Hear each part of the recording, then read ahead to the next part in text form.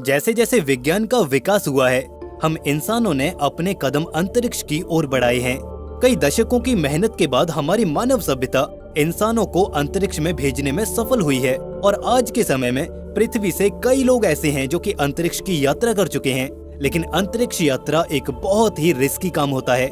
यहाँ पर अगर किसी अंतरिक्ष यात्री की किसी दुर्घटना के कारण मौत होती है तो उसकी डेड बॉडी भी नहीं मिल पाती। अंतरिक्ष में किसी व्यक्ति की मौत होना एक बहुत भयानक घटना होती है।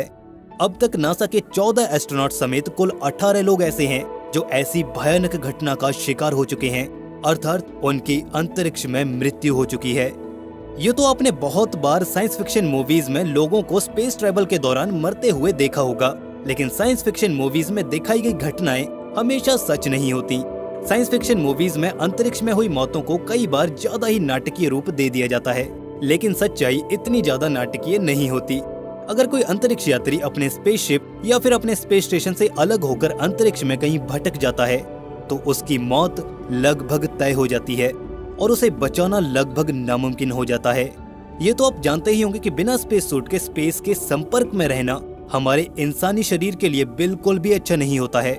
ऐसे में 15 सेकंड के अंदर ही उस इंसान का होश खो जाता है और लगभग 1 मिनट के अंदर ही उस व्यक्ति की मौत हो जाती है और यह मौत काफी ज्यादा दर्दनाक होती है और भयानक भी। लेकिन अगर उस व्यक्ति ने स्पेस सूट पहना भी हुआ है और उसके स्पेस सूट में कोई गड़बड़ भी नहीं है और अगर ऐसी सिचुएशन में अगर वह व्यक्ति अंतरिक्ष में खो गया है तो वो कुछ घंटों तक तो आराम से जिंदा रह सकता है, लेकिन ये कुछ घंटे उसके लिए इतने आसान नहीं होने वाले। सबसे पहली बात तो ये कि अंतरिक्ष एकदम खाली होता है, पूरा वैक्यूम, मतलब अंतरिक्ष की डेंसिटी ना के बराबर होती है। आप ये कह सकते हैं कि वैक्यूम में ना तो हवा होती है और ना ही मैटर। इस वजह से साउंड भी स्पेस में ट्रेवल नहीं कर सकती। मतलब कि आप जब अंतरिक्ष में खो गए होंगे तो आप हेल्प के लिए चिल्ला भी नहीं सकते, क्योंकि ना तो आपकी आवाज कोई सुन सकता है और ना ही आप किसी की आवाज को सुन सकते हैं। और सबसे बड़ी बात तो ये है कि अंतरिक्ष में बहुत ही घातक रेडिएशन होता है और आप कभी भी इस रेडिएशन का शिकार बन सकते हैं। लेकिन यह निर्भर करता है कि आप कहाँ पर हैं। अगर आप सूरज जैसे किसी ऊर्जा स्रोत के पास हैं तो आप तुरंत ही उसके घातक रेडिएशन के प्रभाव में आ जाएंगे। लेकिन अगर आप किसी ग्रह या किसी और सेलेस्टियल ऑब्जेक्ट की शैडो में हैं तो ऐसे में आप बहुत ही तेज ठंड का शिकार हो जाएंगे। अंतरिक्ष में बहुत सारे उल्कापिंड भी घूमते रहते हैं और ऐसा भी हो सकता है कि कोई उल्का या फिर कोई छोटा मोटा ऑब्जेक्ट आपसे आकर टकरा जाए और आपको हानि पहुंचा दे, और या फिर ये आपके स्पेस सूट को डैमेज कर दे। ऐसे में खतरा हमेशा आपके आसपास मंडराता रहेगा। स्पेस एक ऐसी जगह है जहां आप कभी सुरक्षित महसूस कर ही नहीं सकते। इतना तो आप समझ ही गए होंगे कि अंतरिक्ष में खो जाने पर किसी व्यक्ति की मृत्यु लगभग निश्चित होती है। स्पेस में मरने के बाद उसकी बॉडी अंतरिक्ष में घूमने वाला एक ऑब्जेक्ट सा बनकर रह जाती है। वो स्पेस में सैकड़ों सालों तक यूं ही घूमती रहेगी और अंत में सूर्य से जाकर टकरा जाएगी। लेकिन लाशों के ऐसे अंतरिक्ष में तैरते रहने का वो मंजर कितना भयानक होगा, सोचकर ही डर लगता है। ये तो बात हुई दुर्घटना की, लेकिन चलिए मान लीजिए कि अंतरिक्ष में किसी अंतरिक्ष यात्री के साथ कोई दुर्घटना नहीं हुई है, बल्कि किसी प्राकृतिक कारण की वजह से उसकी मौत हो जाती है। तो ऐसे में उसकी बॉडी के साथ क्या किया जाएगा? हालांकि किसी स्पेस मिशन के दौरान किसी की प्राकृतिक मौत होने के बहुत कम चांसेस होते हैं, क्योंकि मिशन से पहले अंतरिक्ष यात्रियों को लगभग हर परिस्थिति के लिए तैयार किया जाता है। लेकिन आने वाले समय में अंतरिक्ष विज्ञान बहुत ही ज्यादा तरक्की करने वाला है। भविष्य में जब इंसान मंगल ग्रह की ओर बढ़ेगा, सुदूर अंतरिक्ष में यात्रा शुरू करेगा, वो यात्राएं सालों साल की होंगी। तो ऐसे में अगर किसी व्यक्ति की मौत अंतरिक्ष में हो जाती है तो उसके साथ क्या किया जाएगा? भविष्य की बात हम थोड़ी देर में करेंगे, लेकिन अगर हम आज की बात करें तो आज के समय में इंटरनेशनल स्पेस स्टेशन में अगर किसी व्यक्ति की मौत हो जाती है तो उसकी डेड बॉडी के साथ क्या किया जाएगा, इसको लेकर कोई स्पष्ट पॉलिसी नहीं है। कैनेडियन अंतरिक्ष यात्री क्रिस हेडफील्ड के अनुसार अगर कुछ ऐसा होता भी है तो स्पेस स्टेशन के कमांडर ये डिसीजन लेते हैं कि उस वक्त क्या किया जाए।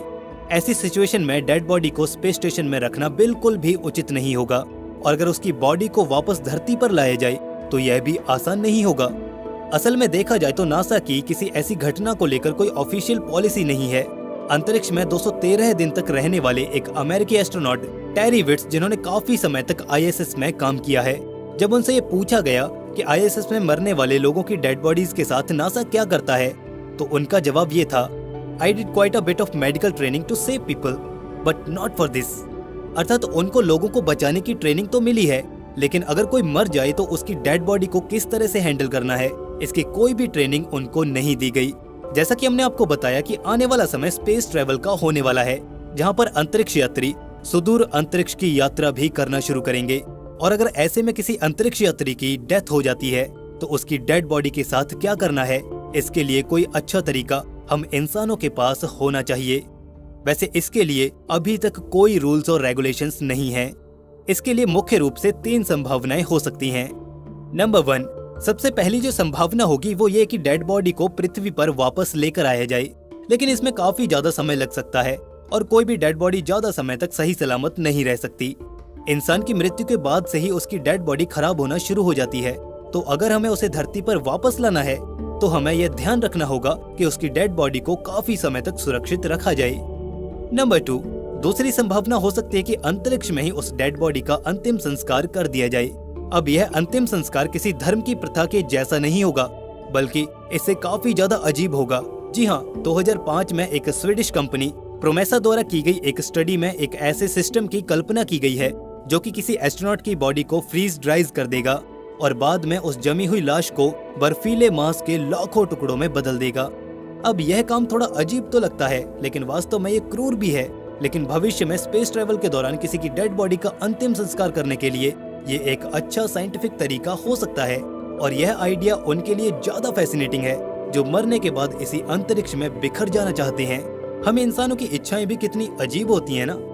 नंबर 3, किसी एस्ट्रोनॉट की डेड बॉडी से डील करने का तीसरा तरीका ये हो सकता है कि हम किसी दूसरे ग्रह पर जाकर उसकी डेड बॉडी का अंतिम संस्कार कर दें। अगर हम उसे जलाकर उस बॉडी का अंतिम संस्कार करना चाहें तो शायद ये पॉसिबल नहीं होगा, क्योंकि शरीर को जलाने के लिए वहाँ पर ऑक्सीजन चाहिए होगी, जो कि ज्यादातर ग्रहों पर मिलना काफी मुश्किल होता है। हमारे पड़ोसी ग्रह मंगल पर तो ये नामुमकिन है। तो ऐसे में हमारे पास दूसरा ऑप्शन है कि हम उस डेड बॉडी को दफन कर दें। दूसरे ग्रह पर किसी डेड बॉडी को दफन करना ये बहुत ही ज्यादा काल्पनिक सा लगता है, क्योंकि निकट भविष्य में तो इंसानों का किसी दूसरे ग्रह पर जाना संभव नहीं है। लेकिन आने वाले समय में जब इंसान मंगल ग्रह पर कॉलोनी बनाना शुरू कर देगा तो अंतरिक्ष में मरी हुई डेड बॉडीज को मंगल ग्रह पर ही दफनाने का कार्य किया जा सकता है।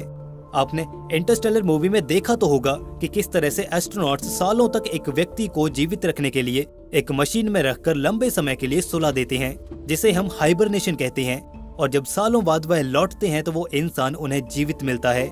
सुनने में तो बहुत ही ज्यादा साइंस फिक्शन लगता है, लेकिन शायद आने वाले भविष्य में कभी हम इस तरह की कोई तकनीक विकसित कर पाएं जिससे कि हम लंबे स्पेस ट्रेवल के दौरान किसी इंसान को मरने से बचा पाएंगे और उसको सैकड़ों सालों तक जीवित भी रख पाएंगे। एक तरह से हम उस इंसान को अमर बना देंगे। तो दोस्तों, इस वीडियो में हमने जाना कि अगर कोई व्यक्ति अंतरिक्ष में किसी दुर्घटना का शिकार होकर मर जाता है तो उसकी बॉडी के साथ क्या होगा। साथ ही हमने यह भी जाना कि अगर किसी व्यक्ति की अंतरिक्ष में नेचुरल डेथ होती है तो उसका अंतिम संस्कार किस तरह से किया जा सकता है। अगर आपको यह वीडियो पसंद आई तो इसे लाइक और दोस्तों में शेयर करना बिल्कुल भी ना भूलें। दोस्तों, ऐसी ही और वीडियोस के लिए चैनल को सब्सक्राइब करके बेल नोटिफिकेशन ऑन जरूर कर लें। मिलते हैं ऐसे ही एक नए इन्फॉर्मेटिव वीडियो के साथ। तब तक के लिए स्टे क्यूरियस, बी हैप्पी। नमस्कार।